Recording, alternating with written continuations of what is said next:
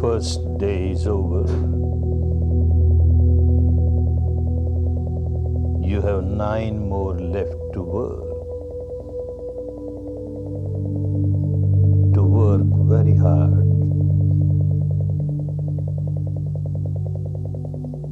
To get the best result of your stay here, you have to work very hard.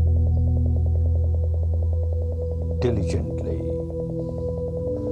Ardently, patiently, but persistently, continuously. It is your own hard work which will give you the best fruits of your stay here. Nothing else. Your own hard work.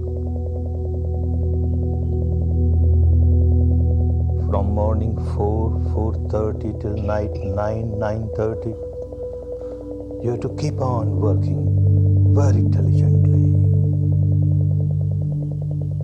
continuously. Of course, every evening from 1 to 1.5 hours, there will be these Dhamma talks. And understand they are not for any kind of an intellectual entertainment. They are just for you to understand the technique, what it is, how you have to work.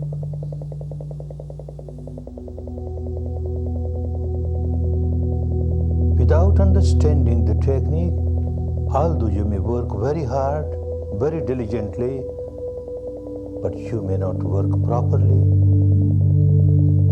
And if you don't work properly, you can't expect the results, the good results that everyone gets by practicing this technique. So these evening talks are to understand how this technique wants you to work. And then work accordingly.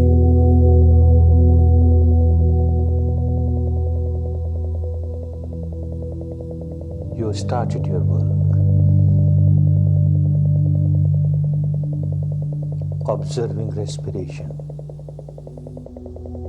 the incoming breath, the outgoing breath,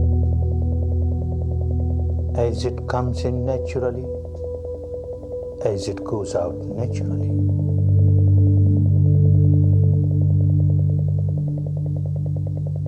This is not a breathing exercise. You are not supposed to control your breath, not supposed to regulate your breath. This is not the practice of what is called pranayama, where it is necessary to regulate the breath. Different techniques have different peculiarities, specialties.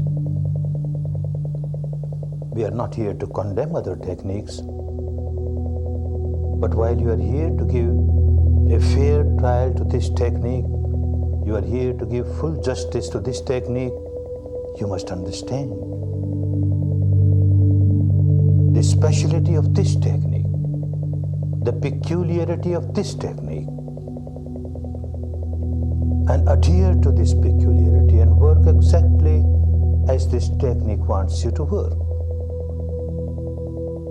Don't try to regulate your breath, natural breath. If it is deep, you are aware, it is deep. If it is shallow, you are aware, it is shallow. If it passes through the left nostril, you are aware, it is passing through the left nostril. If it passes through the right nostril, you are just aware, it is passing through the right nostril. If it is passing through both the nostrils simultaneously, You're just aware, passing through both the nostrils simultaneously. That's all. Don't interfere with the natural flow of the breath. Let the nature play its own role. And your role is just observe. Just observe the reality as it is. Not as you would like it to be, but as it is. This is the specialty of this technique. You start by observing the breath as it is. Pure breath, bare breath, nothing else but breath.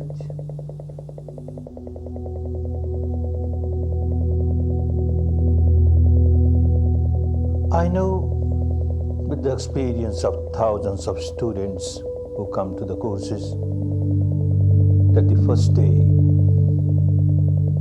is a difficult day.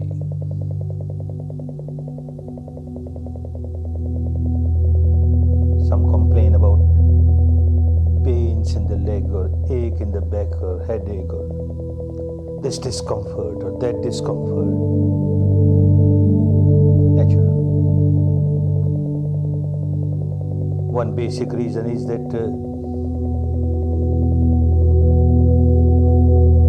your body and your mind both have become prisoners of their own habit pattern of life. Now you are doing something to which they are not accustomed. So they start resenting, they start revolting. The body starts revolting. I don't like it.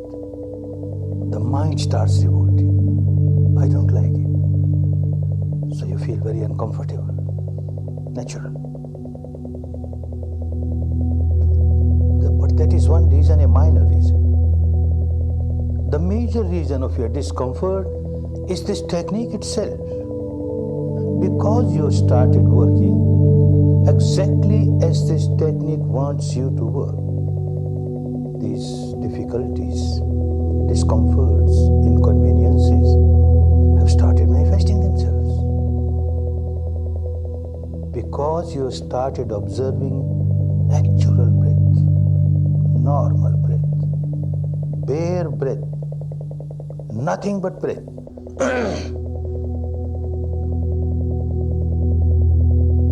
There are many techniques where along with the awareness of the breath, you are asked to recite any word mentally. Recite a word, a mantra, a phrase. Keep on repeating it mentally, keep on repeating it mentally. Mental verbalization. It helps. I know with my own experience, because I have passed through that process. And I also heard from many others who have this experience, and therefore I accept it, that if you add some word and start repeating it, any word, along with the awareness of breath, your mind calms down easily. It gets concentrated easily. Similarly, there are techniques where, along with the awareness of the breath, one is asked to visualize, imagine a shape, a form,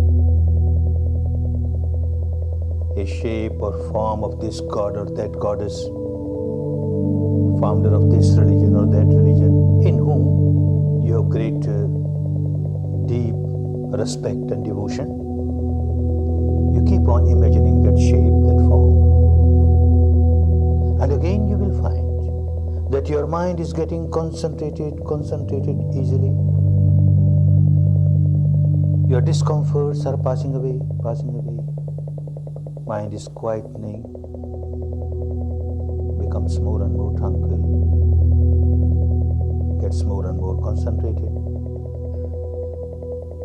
knowing this with my own experience and also the experience of so many others, and yet I say, don't use any verbalization, don't use any visualization. Just observe the breath, bare breath, nothing but breath. Why? There must be some valid reason for that, and there are valid reasons to understand that.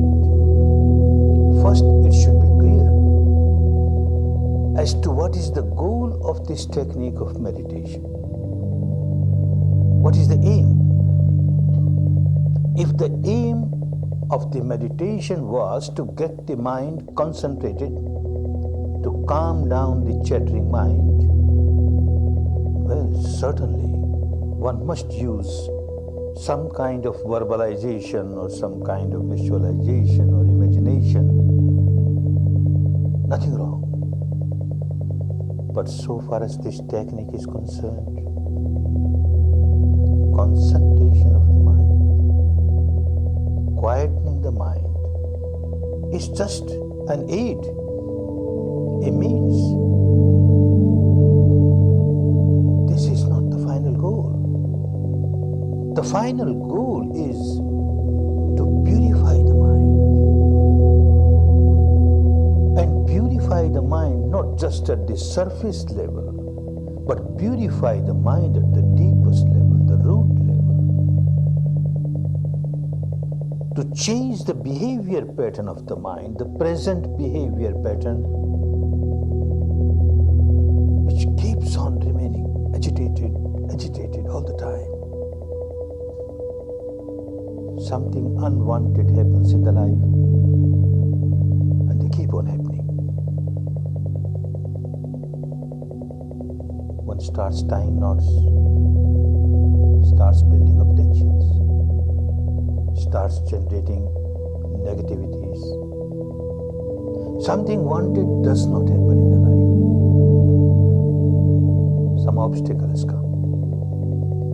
And again one starts tying knots, building up tensions, starts generating negativities, anger, hatred, ill will, animosity, etc., etc. Tying knots all the time. One has become a bundle of knots, Gorgon knots. So tense. The entire physical structure, so tense. The entire mental structure, so tense. At times at the surface level, you try to relax. Try to relax your body, try to relax your mind. It is helpful.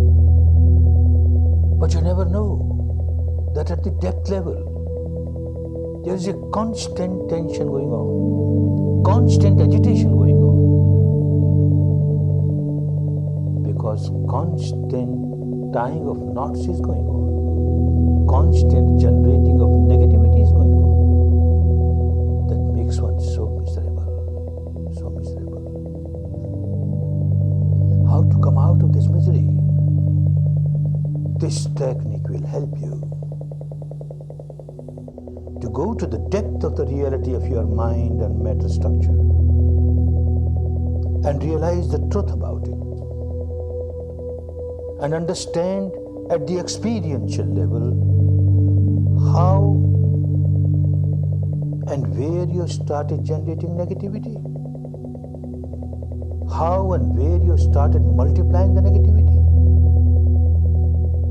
That means you started generating your misery and started multiplying your misery. You must go to the source of your misery.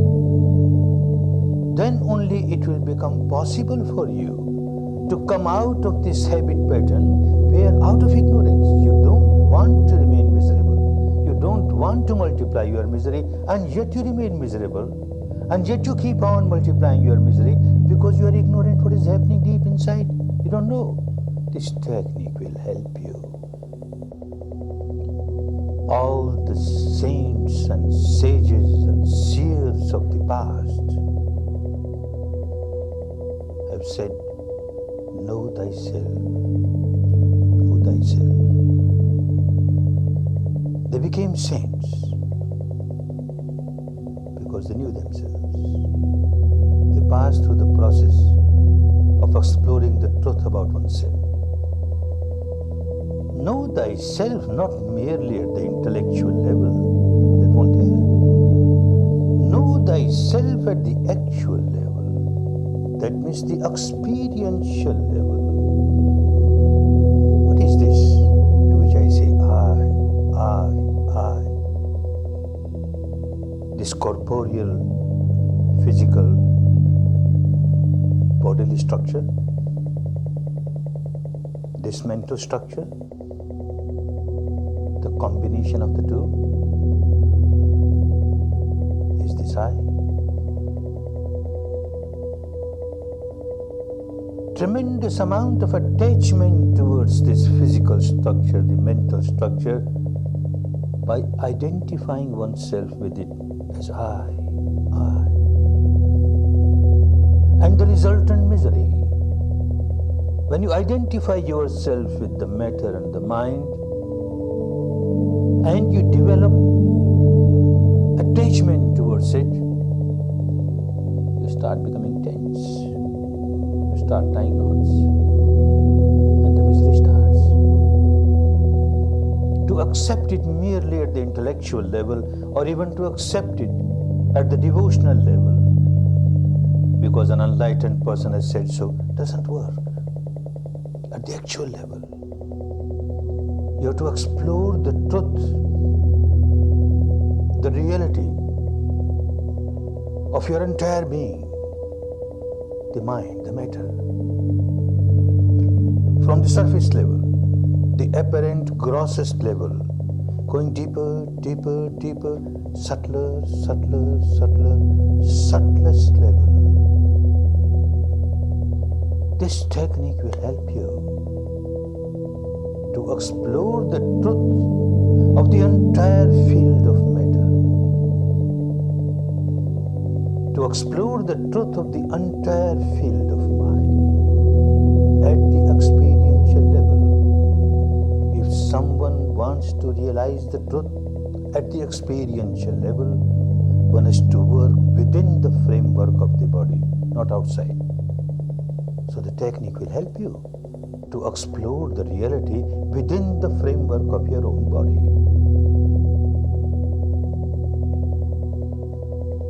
And respiration, the breath, will be a very important tool for you. Pure breath, bare breath, as it is.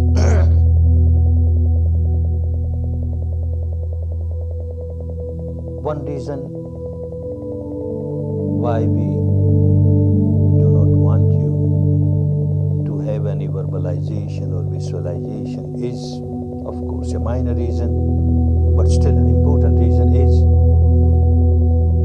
that when you verbalize, you generally use a name of this god or that god, this goddess or that goddess, founder of this religion or that religion.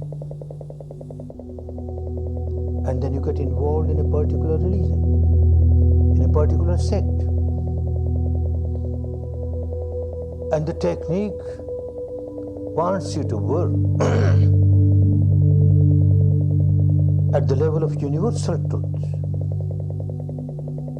The entire technique is free from sectarianism, universal.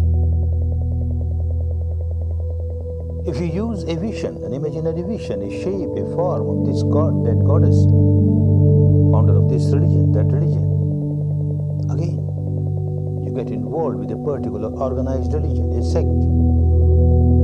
Everyone cannot practice. Those belonging to that particular sect will practice that way. It won't be universal. Understand, our misery is universal. The malady is universal. When someone generates negativity, anger or hatred or ill will, passion, fear, ego, any negativity, one becomes tense, becomes miserable. This applies to everyone. you generate anger. What label can you give to this anger? That now this anger which has arisen is a Christian anger, or this is a Jewish anger, or a Hindu anger, or a Buddhist anger, or an American anger, or an English anger, or a Russian anger. Anger is anger. And the misery that one experiences because of this negativity, again you can't label it a Hindu misery, or a Muslim misery, or a Christian misery, or a Jewish misery. Misery is misery, universal.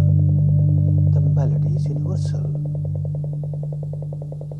The remedy has to be universal. Sectarian remedy cannot help. Therefore, one very important requisite of this technique is that every step that you take on this path, from the beginning till the final, you reach the final goal, every step must be with the truth, the truth, the truth, the truth that you experience, the truth that you experience at this moment, like this, from moment to moment, from moment to moment. Whatever truth manifests itself within the framework of your body, the truth pertaining to this physical structure, the mental structure, you just keep on observing, observing, observing. This is universal. Same with everyone. Till you reach the final goal.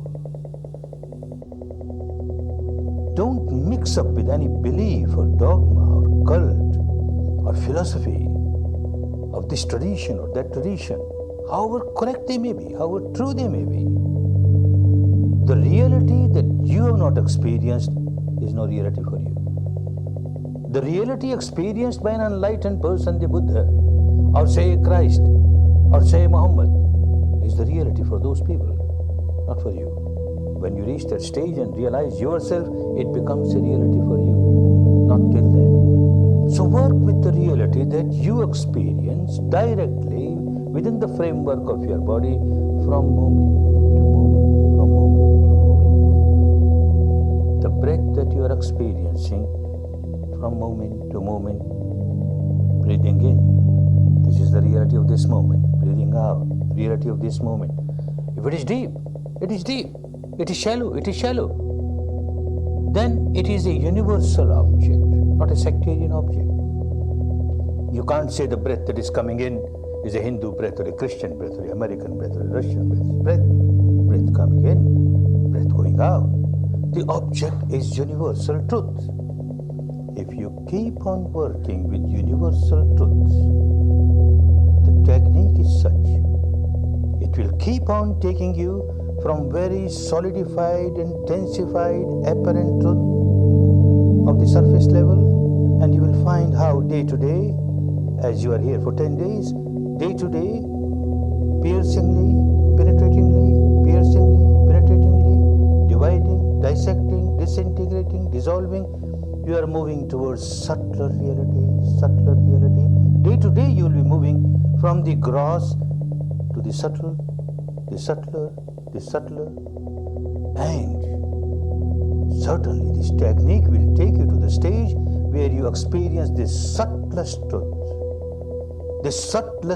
pertaining to the matter at the experiential level, the subtlest truth pertaining to the mind at the experiential level, the subtlest truth pertaining to the mental contents at your experience level. And then a time will come when you have explored the entire field of mind and matter, you will be able to transcend that field and experience something which is beyond mind and matter. No words can explain what it is.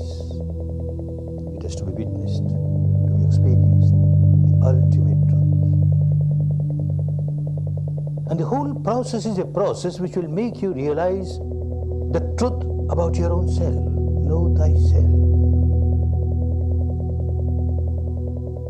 The process of knowing yourself becomes a process of knowing the law, the nature, the universal law of nature. Then you start understanding the universal law of nature as you experience the truth within yourself.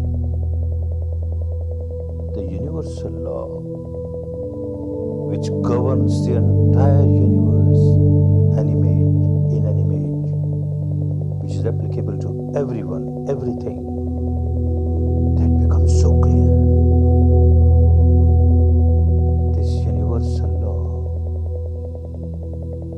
punishes us as soon as we break the law. Anyone who breaks the law is punished then and there. And when we start living in line with the law, as the law wants us to live, this very law starts rewarding us. This will become so clear. Exploring the truth about yourself, the physical truth, the mental truth, the combination of the two, the interaction going on every moment. When you keep on observing it as this technique wants you to observe properly without mixing up anything, everything will become so clear. The nature will start revealing itself. The entire law will start revealing itself. The truth of the world, the universe will become so clear. The law of the universe will become so clear. And then it will become so easy to live in line with this law as the law wants us to live. And the life will be full of happiness, peace, harmony. Not just at the surface level of the mind, the entire being, mind and matter, the combination of the two, will be full of peace, harmony, happiness. This is the goal of this technique. Not that in 10 days you will reach the final goal, but within 10 days you will grasp the technique how to work to explore the reality within yourself,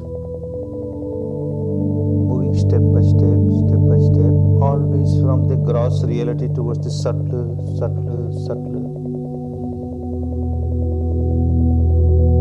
Without mixing anything else with it. The truth as you experience from moment to moment. And for this, to start with, the breath is a very important tool. If you mix up some verbalization with it or visualization with it, as I said, the concentration will become very easy. True. But as your mind gets concentrated with the verbalization, with the visualization, you forget all about the breath. Your mind gets concentrated, you start experiencing peace at the surface level of the mind. That the whole process of exploring the truth pertaining to yourself from the surface to the depth is lost. Because the tool is lost. Bare breath was an important tool with the help of which you could have gone much deeper. Therefore, don't miss this tool, at least at this stage. Later on, you will get some more tools which will help you to go deeper. Now, breath is very important for you. Bare breath, pure breath. Like you want to explore the truth about your body. What one knows about one's body. One may have read books on physiology or anatomy, might have seen charts, this or that. That doesn't mean that you know. You don't know at the experiential level. It is just an intellectual game. At the experiential level, you know so little about your body. You know something about the external organs, the limbs, the eyes, etc., how they work, how they function. They work according to your wishes, according to your desires, according to your commands. If you want your eyes to get open, it opens up, close, your hands raised, your leg move, whatever wish you have, according to that, these limbs, these organs outside, they start working. But how about organs inside? The heart, the lungs, kidney, liver, etc. They don't work according to your wishes, your desire, your command. If you give a command to your heart, stop beating, it won't stop. If you say you slow down, it won't slow down. If you want it to become fast, it won't become fast. You have no command over it. You have no control over it. What to talk of these big organs inside? The entire material structure, the physical structure, the corporeal structure is made up of tiny little atoms, subatomic particles. And every particle has some activity or the other. Every moment something is happening there. You are not knowing because you are not experienced. This technique will help you to experience that. But you have no control over that. It is just happening naturally. Oh, so you know something about this physical structure at the surface level, at the external level, where things happen intentionally as well as unintentionally. But you know nothing about things which are happening inside unintentionally. They are just happening. You have no control over them. The enlightened one found a tool with the help of which you start experiencing the reality within the framework of the body inside what's happening. This tool, the breath. Like someone living on this bank of the river, more or less knows about the reality of this bank of the river because this person has lived there, is living there. Someone else crosses the river and goes to the other bank of the river and returns and speaks very high of the other bank. Oh, wonderful, wonderful. And one feels like enjoying it, witnessing it. But one sits at this bank of the river with folded hands, moist eyes, choking voice, starts praying, craving, crying. Oh, other bank, please come here. Oh, other bank, please come here. I want to witness you. I want to enjoy you. I won't come there. You come here. Whole life this person may keep on crying. It doesn't happen. Can't happen. The only way for someone to witness the truth of the other bank is to leave this bank, cross the river and reach the other bank. So simple. You require a bridge which connects this bank with the other bank, with the help of which you can enjoy and witness the other bank. This breath works like a bridge. This known field of your physical structure. The breath is connected with the known field of the structure, physical structure, to the unknown field, where things are happening just naturally. It connects them. This is one activity of the body which works both ways, intentionally as well as unintentionally. You want to have an intentional breath, a deep breath. Yes, you can have it. You want to have a shallow breath, you can have it. Even if you want to stop breathing, maybe just for half a minute, you can stop breathing. You don't give any orders or command to the breath. Naturally, it will be coming in, going out, coming in, going out. So it works both ways. That is why you make use of the breath. And with the help of the breath, you go to the other shore, the other bank of the reality of this physical structure. And this is what you started doing. You need 10 days. Many more realities pertaining to your physical structure will manifest themselves. Accept them only when you experience, not because of these discourses, not because your teacher says so, not because any particular scripture says so, not because a scientist says so, not because the enlightened one Buddha says so. Your own experience, with your own experience, moment to moment, moment to moment. The breath will help you. And very soon, you will start understanding that the breath also helps you to explore the mental field. Initially it will look, the breath is a physical function, coming in, going out. But very soon you start realizing it has got so much to do with the mind. And it has got so much to do with the mental impurities, the defilements, the negativities. As you practice, you will start realizing that when your mind starts rolling in any negativity, anger, hatred, ill will, animosity, passion, fear, anything, the respiration, the breath loses its normality. It is no more normal. It becomes slightly hard. It becomes slightly fast. And when that particular negativity has passed away, you find the breath has again become normal. Your breath is strongly related to your mind also, and the mental negativities also. It will become clearer and clearer. And you are here to go to the source of your problem, your day-to-day problem. That means the origin of your negativities. This breath will help you at the mental level to go to the depth of your problem where the negativity arises. It will help you to explore the reality about your mind also. At the material level, you were just observing the whole day, the breath coming in, the breath going out, coming in, going out, passing through left nostril, passing through right nostril, passing through both the nostrils, deep, shallow, whatever it is, you are observing it. That was, you are observing the truth about the physical structure.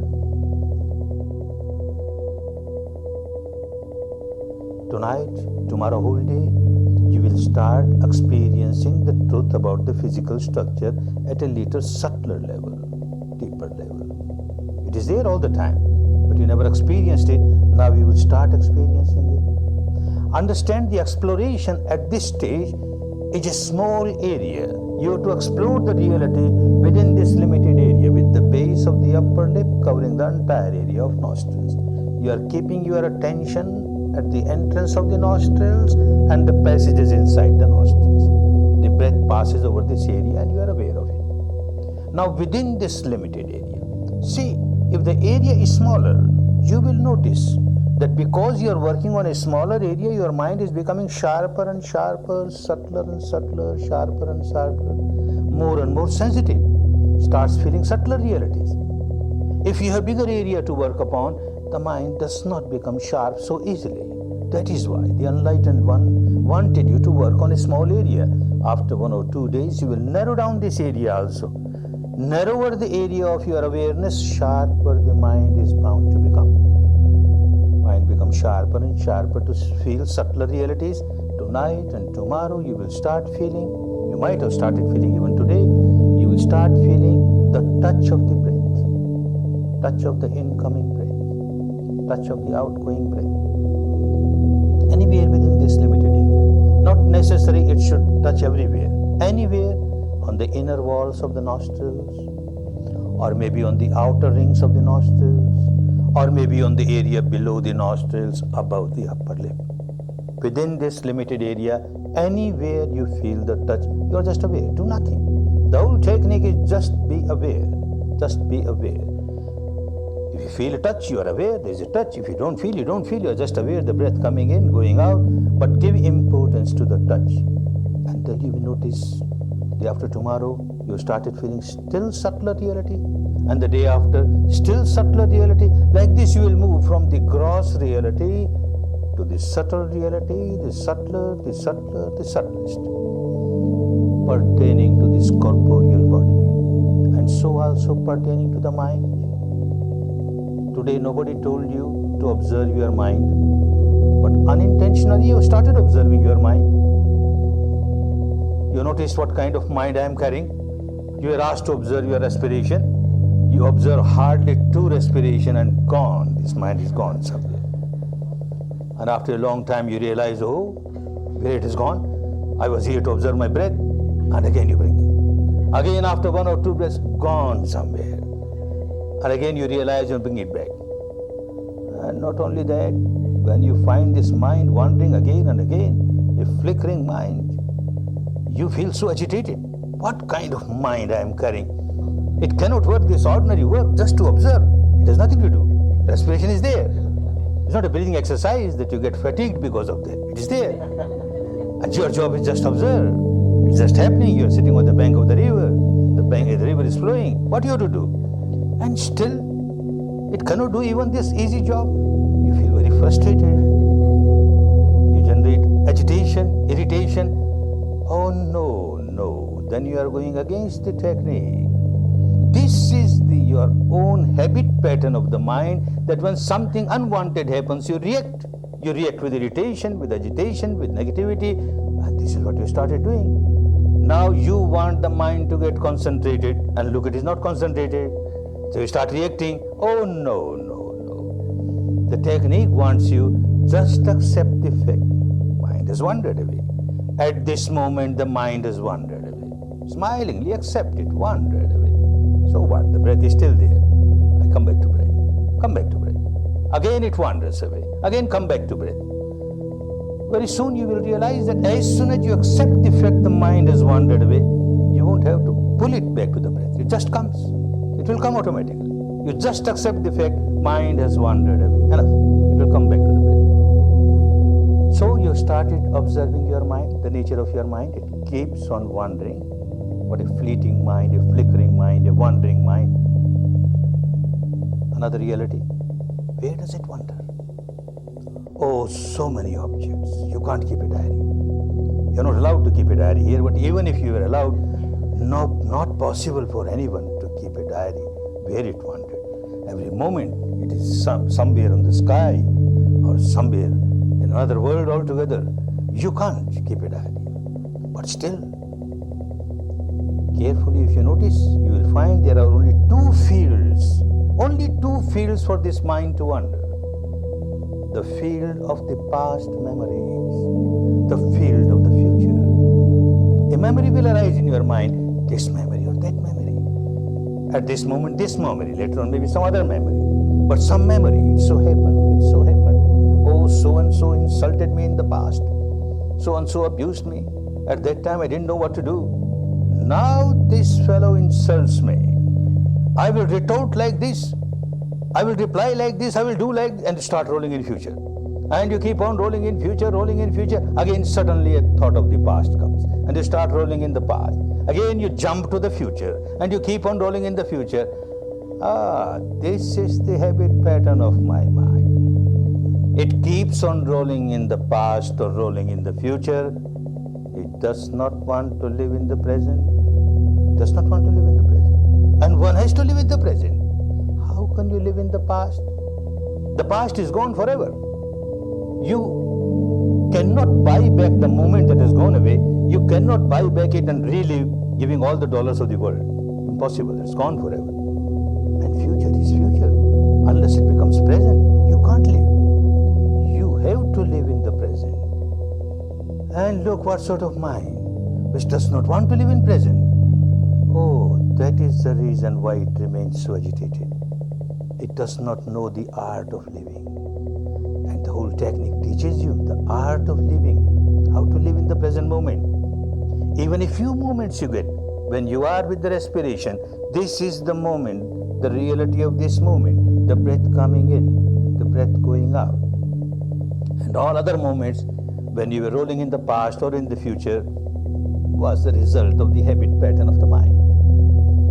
Another reality will become clearer and clearer. Well, it wanders in the past, it wanders in the future. What kind of thoughts? Again, two kinds of thoughts, two patterns. Pleasant, unpleasant. When it rolls in the past memories, the memory may be pleasant memory or unpleasant memory. When it rolls in future, the thought of the future may be pleasant or unpleasant.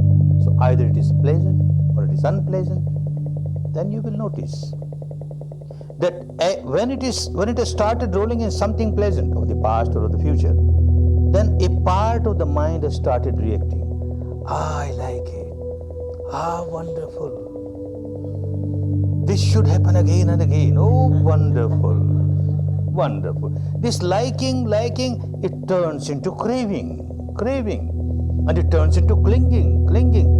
And you don't know how you have lost the balance of your mind. You have become unbalanced, you become miserable because you started craving, you started clinging. Similarly, when the mind starts rolling in a thought unpleasant of past or future, you will notice a part of the mind will start reacting, I don't like it. like it, very soon turns into aversion, hatred. And again you notice you have lost the balance of your mind, you become very agitated. This is the present behavior pattern of my mind. It keeps on reacting with craving, clinging, aversion, hatred, which in the language of the days of Buddha was raga, craving means kraga, and dvesha, aversion. So all the time craving, aversion, therefore all the time agitated. Why this craving? Why this aversion? Because one does not know what is happening deep inside. A surface level of the mind remains busy with the outside objects, and one does not know the depth of the mind where craving arises, where aversion arises, where agitation arises, where misery arises. This is what is called ignorance. Moha. And also moha, ignorance. The mind is so ignorant. At times you will notice how ignorant the mind is. A thought arises in the mind, past or future, doesn't matter. Pleasant or unpleasant, doesn't matter. A thought has arisen in the mind. And before even one sentence is over, some other thought has started. And before one sentence is over, some other thought has started. Irrelevant thoughts. There is no sequence of thoughts. And this is madness. What else madness can be?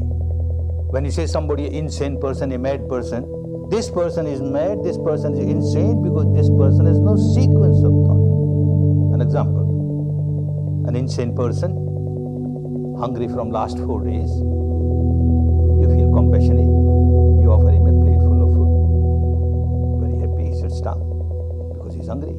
He takes just one morsel of the food, and before this morsel reaches the mouth, his thought pattern has changed.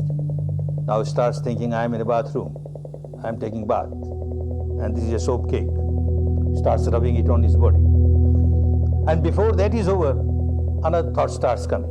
This person who has come is my enemy, and he has come to kill me. And before he kills me, I should kill him. And how to kill him? Oh, these are the hand grenades. I throw, and he will be dead. Throws away whole food. This is a mad person, insane person. He's got no sequence of thought. Everyone will realize how insane one is. You got no sequence of thoughts. One thing starts and then suddenly something else will start and then suddenly something else will start. Madness. And this is called moha, ignorance. One ignorance is that you don't know what is happening. One ignorance that there is no sequence of your thought. Well, even if there's a sequence of thought, you don't know how you are generating negativity in your mind and how you are generating misery. This will become clearer and clearer at the experiential level as you go deeper, as you go deeper. The interaction of the mind and the matter will become clearer, clearer, clearer. And you have to work for that. Work in the way that this technique wants you to work. Then the work will become easy. Not to condemn any other technique. Whatever you were practicing in the past, don't condemn it. You were involved in rites or rituals or religious ceremonies, don't condemn. But for these 10 days, you have come here to give a fair trial to this technique, to get best result of your 10 days, to give 10 days of the life. For a householder, it's not easy. Multifarious responsibility of the householder. And to leave all that aside, and then just come here to explore what is this breath and what is this body and what is this mind. What's the purpose? A very important purpose which helps you to learn the art of living, how to live peacefully and harmoniously, peace and harmony within, and how to generate nothing but peace and harmony for others. Now when you generate negativity, you become miserable. Everyone who generates negativity bound to become miserable, and one does not keep this misery limited to oneself. When you generate negativity and become miserable, you start throwing this misery on others. You make the entire atmosphere around you so tense. Anyone who comes in contact with you at that time becomes tense, becomes miserable. This is not the proper way of life. The art of life is missing. And Vipassana will teach you the art of life. a way of life, a proper way of life, a code of conduct, how to live peacefully and harmoniously within, and how to generate nothing but peace and harmony for others. And that is possible only when you explore the truth of the nature, the present nature of your own mind and matter, the nature of the law of the universe. All that has to be experienced. Then you will find a change has started coming in you, a change for better, for which you have to work hard. And for that, there are certain important advices, some warnings for you, so that you make best use of your next 9 days. One very important thing is that this is a very serious job that you are doing. It is actually a deep surgical operation of your own mind. Deep surgical operation. And when you do deep surgical operation, very deep-rooted complexes start coming up on the surface. Natural. When you cut open the wound, the pus starts coming up on the surface. It is for your good. But the whole process of cutting the wound and taking the pus out is unpleasant. You have to face it. Accept it. Bravely. I have to cut open the wound to take out the pus. And every unpleasant experience that you have, bear it smilingly, because it is for your good. As I said, the discomforts that you started experiencing today is a part of the game. You started making an operation of the mind. The wound is cut and the pus has started coming up on the surface. And you have to face the music now. Face it. Face it smilingly. You have to face. Example. Back in the East, when a housewife prepares food, they use the fireplace using charcoal, the burning charcoal. The food is cooked, and now this fire is not needed, and they want to use this charcoal again for the next cooking. To extinguish the fire, they take a handful of water and throw on those burning charcoals. The nature of the charcoal, hot, so hot, burning hot. Nature of this water so cold. As they come in contact, this cold, this hot, great impact, great reaction. And there is a great reaction, chung. The sound of chung comes there. You throw another handful of water. Again chung. You keep on throwing handful of water, chung, chung, chung, till the temperature of the charcoal has come in line with the temperature of your water. It is no more hot. Then you may throw a bucket full of water. No chung. So understand, this is chung of your body. That moment, maybe you are working for 1 hour. You will have maybe one moment when your mind is just with your breath. Coming in, going out, reality of this moment. There is no ignorance, this is the truth, there is no imagination involved, and no craving, no aversion. When a breath is coming in, you don't start craving, I want more breath, more breath. It is there, no use craving. And when the breath is going out, you don't start saying, I don't want breath, It is going out to come back, it goes out to come back. You just remain equanimous, you just observe. That particular moment when your mind is just equanimous, observing the truth as it is, without ignorance, with the reality, without craving, without aversion, is a wonderful moment. That moment, part of the mind is so pure, but still you got so much garbage deep inside. All that impurity and negativity that you accumulated at the depth of your mind, this purity of this moment comes in contact with that impurity, big explosion, a volcanic explosion, a big chung. And that comes up on the surface, a pain in the leg and pain in the back, a pain in the head, oh, so much discomfort, oh, so much discomfort. I better run away, this is not good for me, and all those things bound to come. Make a strong determination. This is the operation of my mind. When you have a physical operation, the operation is performed by a surgeon outside, somebody else. And you are kept in anesthesia, you don't know what's happening. But here, you have to make your own operation. No anesthesia. And you have to face everything that comes up now. Be brave. Face it. It is for your good. That is how you start changing the behavior pattern of the mind. Face it. And develop the strength of the mind. Because no anesthesia is involved. You have to develop this quality, strength of the mind. One strength of the mind is that I will observe all the rules, the regulations. Like you enter a hospital, all the rules of the hospital you have to accept. Like similarly, you have come to a hospital. Don't say mental hospital. You have come to a hospital to some extent, yes. You are here to purify your mind, make it a healthy mind. You have to observe all the rules, all the rules. One rule is 10 days you are in a prison, you can't go out. You can't go out. People who come to the course before they join the course, they are asked, are you prepared to stay for 10 days? And when they come to the course again, they are shaken. Are you prepared? Look, read these rules. Sign up. Are you prepared? And then again somebody gives a small talk. Are you prepared? You have to stay for 10 days.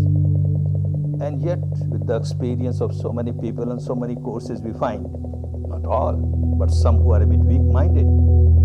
As the first day goes, the operation is started. The second day, there's agitation. One feels like running away. Oh, this is not good for me. Some other time. I'll come some other time. And wants to run away.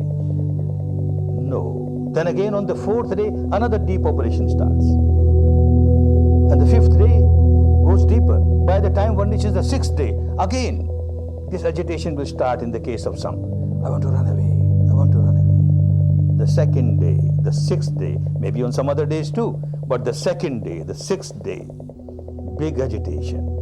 Face them. Face these agitations bravely with a determination. I am here for 10 days.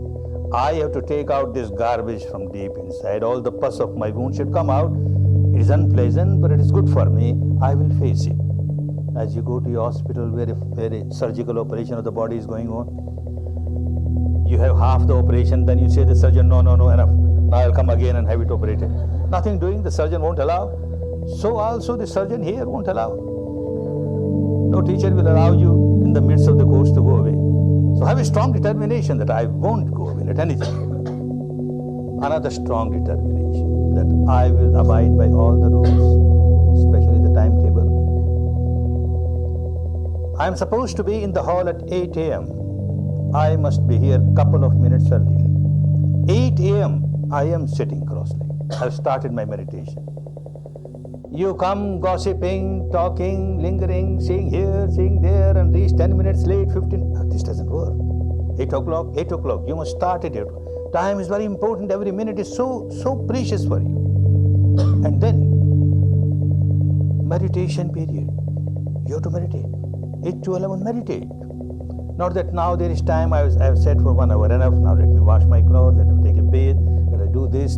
Oh, nothing doing. Meditation period. Strong determination. Another strong determination, 3 times a day. Morning 8 to 9, afternoon 2:30 to 3:30, and evening 6 to 7. You are in the hall. Let anything happen. I make a determination, I won't go out of the hall. I may keep on changing my posture, doesn't matter. Later on, after 3-4 days, you won't even change the posture. Don't get frightened by that now. Now at this stage, you can change the posture, but remain in the hall. This will give you the strength of the mind. Your determination helps you. A strong determination. Another warning that you are asked to lie down, take rest. Whenever you feel very tired in your residential quarters, you take rest. You are lying down and you are told not more than 5 minutes. You feel so comfortable lying down. And you say, why 5 minutes? Perhaps this restriction is for ignorant persons. I'm quite smart. I don't feel drowsy. I know, I'm aware of my respiration. So what? 10 minutes. So what? I'm aware of my respiration. I'm a very smart chap. All right. 15 minutes. You feel drowsy. 20 minutes. Half an hour. You start snoring. And then somebody else in your dormitory finds you are snoring. Ah, wonderful. I to lie down. Snoring. the whole dormitory will become full of snoring dormitory. The whole camp, the meditation center will become snoring meditation center. You are here to remain awakened, alert, all the time, every moment, not more than 5 minutes. Sit more and more, work in a sitting posture, more and more work in a sitting posture. Another risk, another danger,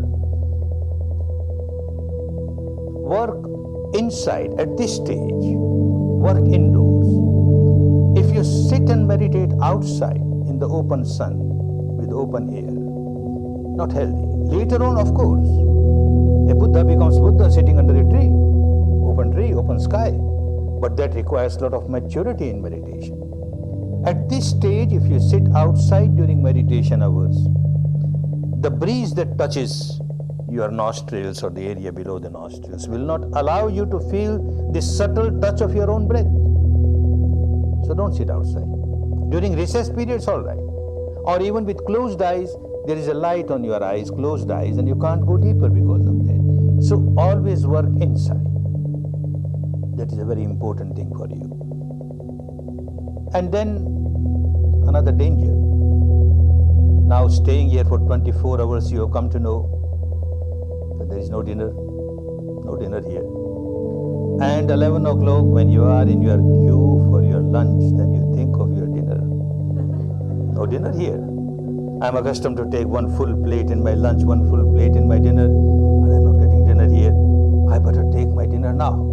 2 plates. One for the dinner, one for the lunch. And my teacher keeps on saying, you have to fight out your own battle, you have to fight out your own battle. I must be physically strong to fight my battle. 3 plates. Dangerous. You can't meditate. Impossible. If you are accustomed to take one full plate in one meal, take 3/4.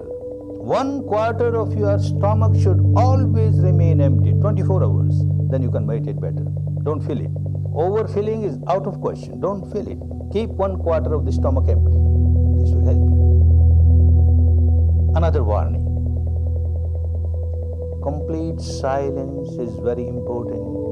Very important. You have seen your mind working for one day. What a chatterbox it is. Keeps on chattering.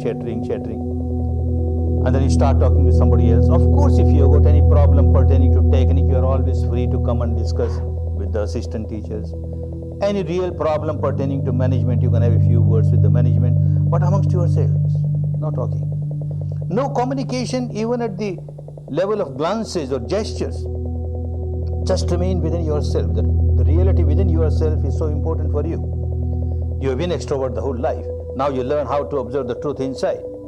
If you start communicating with the fellow student, then you started creating problem for you. This chattering mind gets some more food for chattering. You talk with somebody and then you sit for meditation. All those thoughts will keep coming in your mind and this will churn your mind, and so many thoughts related or unrelated will start coming up. It becomes a problem for you.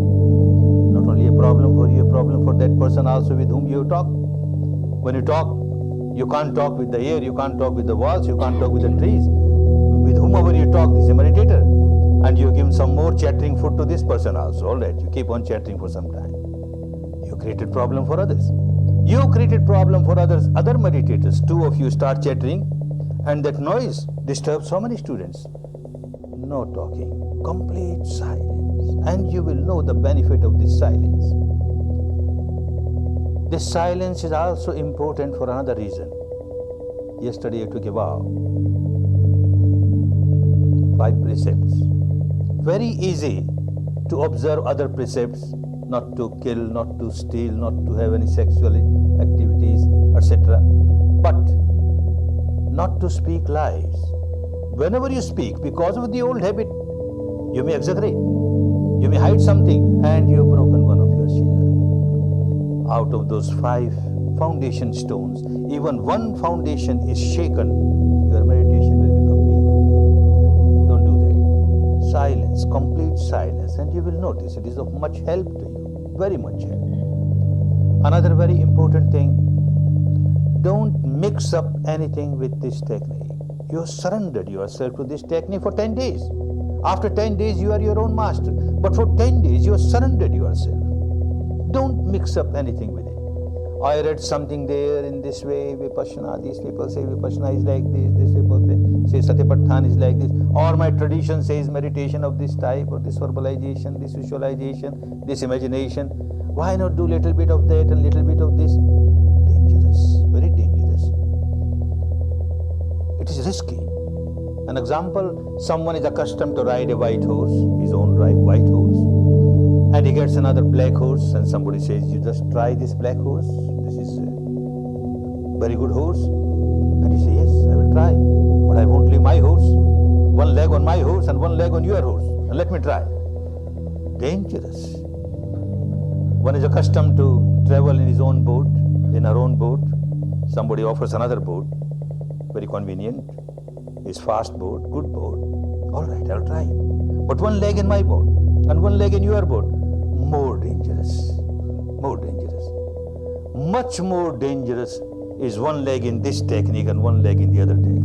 For 10 days, don't do that. Just work exactly as you are asked to work, for your own safety. We have seen cases in spite of repeated warnings, someone ignorantly doesn't listen and then gets entangled in a situation where even the teacher finds it difficult to take this person out of the danger. So don't do that. Unintentionally something starts, you can't help. There was your past practice, say with a word, verbalizing or visualizing, and because of the past habit it starts happening along with the breath, and when you realize, you say, oh no verbalization in this technique, no visualization, and you come out of it. Again it starts, again you come out of it, nothing wrong, no danger. But intentionally you start mixing up, then it gets so much churned deep inside, it will create difficulty. Don't take any risk. And also don't take any risk of moving outside the demarcated area. There is a meditation area, there is a big center, so keep within this limited area for your safety.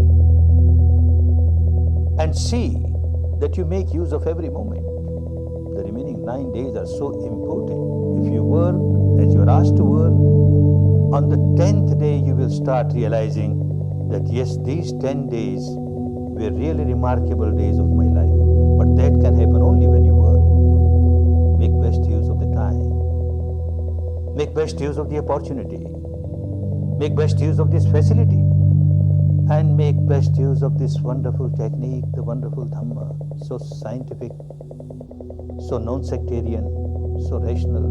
Make use of it for your own good, for your own benefit, to come out of the bondages, the shackles, the chains of ignorance, of craving, of aversion, to enjoy real peace, real harmony, real happiness. May all of you enjoy real peace, real harmony, real happiness.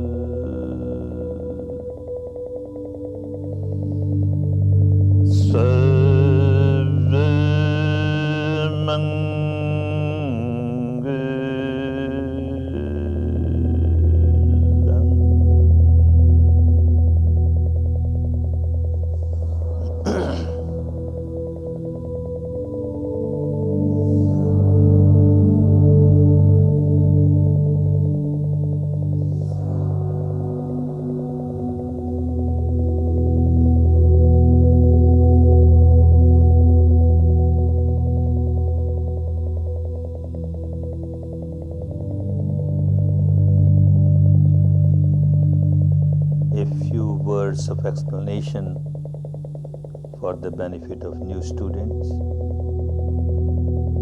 Just now you noticed, and you will be noticing again and again, where you heard heard me chanting 3 times these 3 words, Bhavatu, Sabba, Mangalam.